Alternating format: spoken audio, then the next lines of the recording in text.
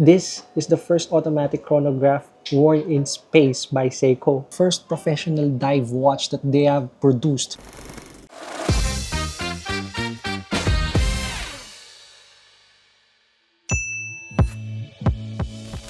Good morning, good afternoon, good evening everyone. Welcome back in our channel. Mad Corner here, and for this episode, we are still roaming around Tokyo. To be more specific, we are in Ginza. We received multiple comments in our videos asking about vintage watch shops here in Tokyo. From our previous upload, which is the Mizutani camera shop, now we are jumping to Watch CTI again here in Ginza. Luck is in our favor because I already met the owner, Toshiachi. Thank you so much for allowing me to cover your beautiful watch shop. Also, if you have anything that you wanted to share to us, please join our Facebook group. I'll put the link on the description box down below, and it will be also pinned in the comment section. You can share your thoughts, latest pickup, secret stores if you want to, and anything that is related in our content, that is okay. Anyway, enough of us talking, and here you go. This is the outside of Watch CTI that is quite hidden in the basement floor.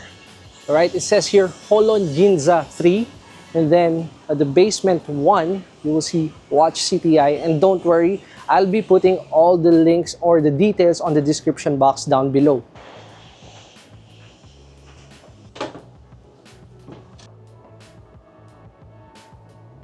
This humble store is actually packed with different brands, vintage watches from Seiko, Citizen, Orient, Omega, IWCs, and even some touches of Zenith and Rolex. So let's dive in. Let's start strong here from Seiko. You can see the one behind, that is the 65 Seiko 62 Mass. It is quite an emblematic wrist piece from the brand because that is the first professional dive watch that they have produced. Again, back in 1965, and you can buy it here for 484,000 yen. And given the fact that it came from the past, 1965, dude, the condition of this one is actually not bad. The good thing there is that they are allowing tourists like us who are bringing their passport to have that 10% discount. It seems like this part is more of the diverse watch section. So if you want to be a bit dressy, down below you will find the Grand Seiko High Beat section from 1969, 1972. You can find them here, all vintage, close to being antique.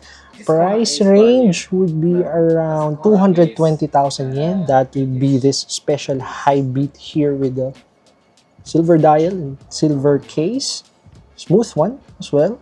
And on its right for 550,000 yen. I don't know if you can see it, the far back of this section. There's a Grand Seiko high beat with a different shape. That's quite odd, but it works well. You can get it for 275,000 yen, and that was made from 1972. Given with those facts, the condition of it is still pristine. Also, a while ago, I was able to have a quick chat with the owner, Toshiachi. He said that his favorite would be Seiko, Grand Seiko, and even JLC. And all of the watches available here are his biased favorites. That's what he told me, all right? And the price range on these things would be 880,000 yen for 1963 Grand Seiko. Right in front of us is a Tudor Oyster Prince, and for 1.6 million yen, it kind of gives justice to its story and the condition right now. But what makes it more interesting is that if you're going to check the crown on its 3 p.m. side, you can actually see a Rolex logo there. Simply because during 1950s to 1960s, they were still sharing parts. Because technically, during that time, Tudor was created by Rolex, and they have the idea of offering the same Rolex quality case and design, but more affordable price. And of course, the most important part would be they don't have the Rolex movement. I thought everything that we already saw would be the peak. No, that is just the tip of the iceberg, my friend, because we have here some 1940s Rolex, and they're listed for 363,000 yen, and the one on your far left is at 638,000 yen. It's a 31 millimeter, and in terms of the condition, minor scratches but barely visible.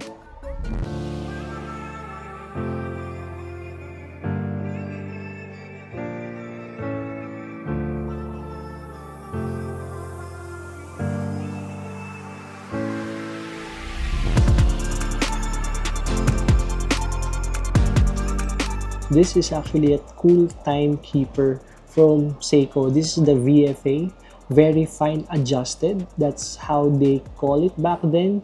It was invented at 1970s, and these were Seiko's top-of-the-line chronometers in the early 1970s. This is actually Seiko's statement during that time that they can actually match or even surpass the Swiss precision watchmaking during, again, 1970s. All right?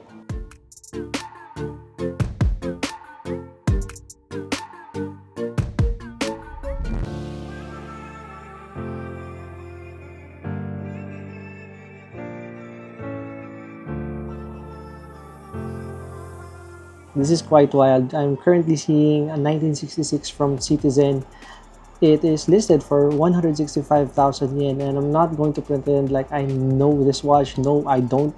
But in terms of design, it has a dial effect from the background of its dial. But what makes it more interesting is the NOS tag. It means new old stock. It was never been worn, nothing. It has been in a brand new state, never been sold or anything.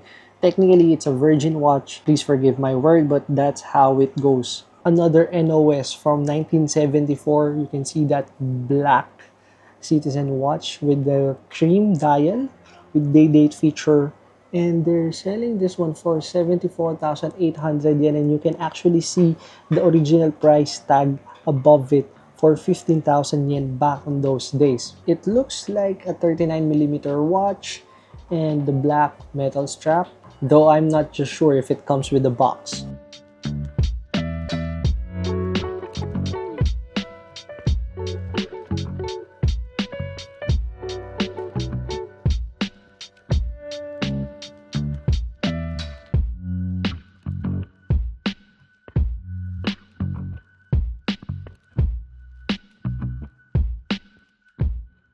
Now let's put our attention to this Orient watch that kind of looks like a Ventura from its shape, and this is from 60s to 70s, and they're letting it go for 154,000 yen. It's quite satisfying for us to see some timekeepers like this. I don't know how those people do these things, like keeping the boxes, the original package from 60s up to present in this kind of condition, and you can see them behind the watches right now. There's no denying that King Seiko has a strong presence now with Shohei Ohtani, but look at what is from the past here. These are the old, or I would say antique, King Seikos during 1968, 1975, 1950s back there. Oh, that's an Orient star, sorry. But again, you get the idea. These are the OGs of King Seikos. Right in front of us are the Seiko Crown. These were produced around 1959 to 1960s, as you can see on those tags, and it's quite obvious that they are popular because of the simple design that they have here. But aside from that, they're quite known for being robust and reliable as well. Also, they have a manual movement.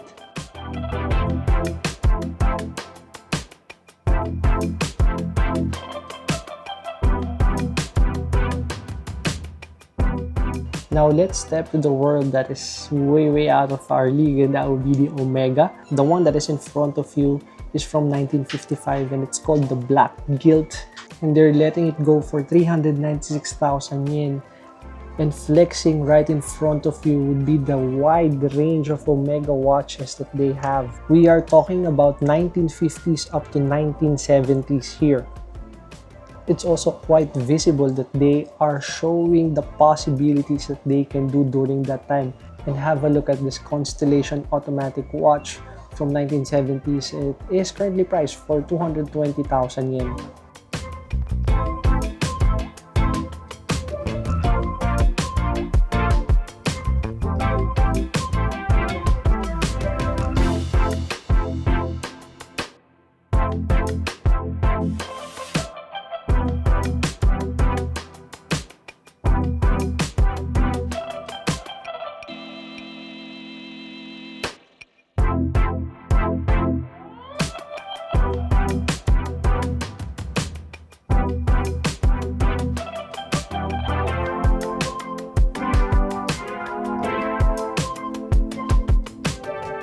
To add more flavor here in Watch CTI, they also have the modern touch of Seiko. They have the SBXY0934. How much is this one? 145,200 yen. And they have more in here waiting for you. So you will have a diverse experience while visiting this place.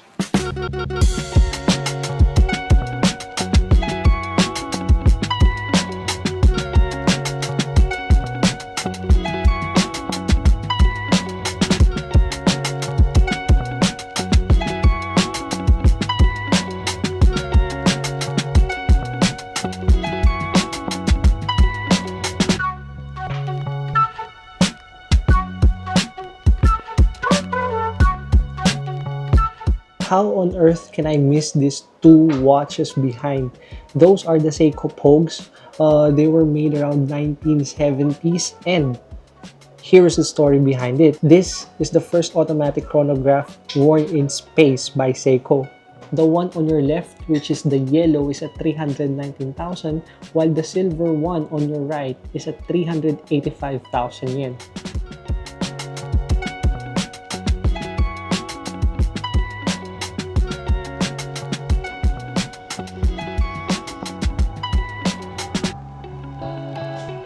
That kind of sums up our Watch CTI experience. I was caught off guard. I didn't know that they are selling tons of fire vintage watches out there. And even though it's a small store, I'm quite sure that they have maximized every centimeter or inch of it. Also, thank you again, Toshihachi, for allowing me to take videos inside your amazing store. And I'm hoping in the future I can visit Watch CTI again. How about you guys? Any thoughts about that experience? Please let me know in the comment section. I would love to hear it from you. And that is it again for this episode. Thank you for watching, and hopefully I'll see you again next week for another one. Mad Corner, I'm out!